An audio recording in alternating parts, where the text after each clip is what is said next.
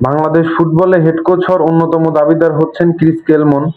তার জন্য কিন্তু বাংলাদেশ প্রতি মাসে $26,000, যার বাংলা টাকা কনভার্ট করলে 30 থেকে 32 লাখ টাকার আশেপাশে হয়ে থাকেন। এতগুলো টাকা বেতন দিয়ে কিন্তু ক্রিস গেলমন এবং তার সহকারী যে কোচ রয়েছেন কিট সিমন্স, তাদেরকে কিন্তু বাংলাদেশে আনা হচ্ছে এবং তারা বাংলাদেশের কোচিং প্যানেলে যুক্ত হবেন এবং বাংলাদেশ ফুটবলটাকে উন্নয়নের দিকে নিয়ে যাবেন বলে সব ফ্যান্স ফলোয়ার যারা আছে তাদের এটা আশা। তারা দুজন যদি বাংলাদেশে আসে তাহলে বাংলাদেশি খেলোয়াড়দেরকে নিয়ে কি বাড়তি অ্যাডভান্টেজ পাবে ক্রিস কোলম্যান? এখন দেখার বিষয় হচ্ছে ক্রিস কোলম্যান বাংলাদেশি প্লেয়ারদেরকে কিভাবে হ্যান্ডেল করে।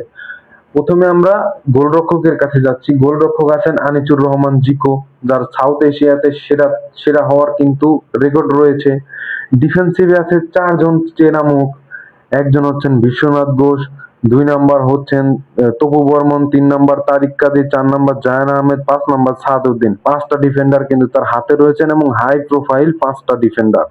তারপরে রয়েছেন মাঝমাঠের কান্ডারি যারা, একদিকে রয়েছেন আমাদের সবার প্রিয় হামজা দেওয়ান চৌধুরী, তারপরে রয়েছেন সমিত সোম, তারপরে আপনার আরো একজন রয়েছে, তিনি হচ্ছেন কিউবা মিচেল।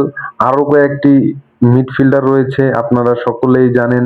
সেই মিডফিল্ডার গুলো হচ্ছে হৃদয়, তারপরে জামাল ভুঁইয়া, শাহেদ কাজেম শাহ, এরাও কিন্তু বাংলাদেশের মিডফিল্ডিং এ আছে। এবং স্ট্রাইকার পজিশনে যারা আছে, কিছুদিন আগেও কিন্তু বাংলাদেশের স্ট্রাইকার সমস্যায় ভুগেছে, এটা আপনারা সকলেই জানেন।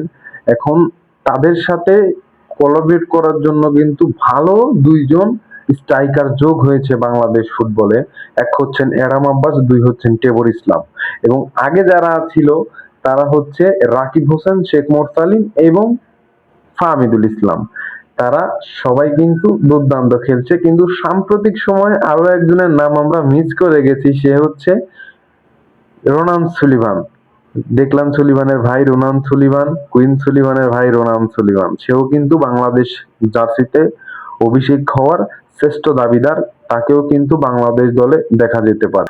এখন দেখার বিষয় হচ্ছে কেমনে কি হয়, বিস্তারিত সব থাকবে। আর বাংলাদেশে শুভকামনা রইল ক্রিস কোলম্যানের জন্য। তো ধন্যবাদ সবাইকে। কোলম্যান বাংলাদেশে আসুক, এটাকে আমরা চাই এবং বাংলাদেশ ফুটবলটারে উন্নত করুক। ধন্যবাদ সবাই।